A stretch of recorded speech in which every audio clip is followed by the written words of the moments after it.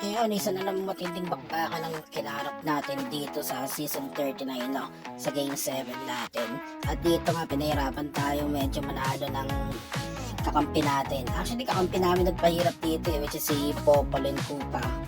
John Carl, magmago ka na. Tigil mo na yung pagpipid mo. Kakaiba na yung pinagagawa mo. At galit na galit nga si Alice dyan sa kanya. Grabe yung naghahamunan pa nga yun ng away yung dalawang yun eh. Pero hindi naintindihan ni Alice yung etiback na yun na parang tunog pasensya na po sa mga kumikain dyan. Hindi ko naman tinuloy. Alright, pero nag-end naman tayo guys na maganda-ganda naman yung record natin, no?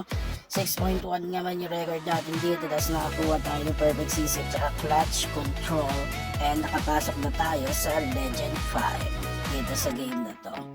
Alright? And kung gusto mo mga ganitong content guys, syempre, follow mo lang. Alright, bye-bye.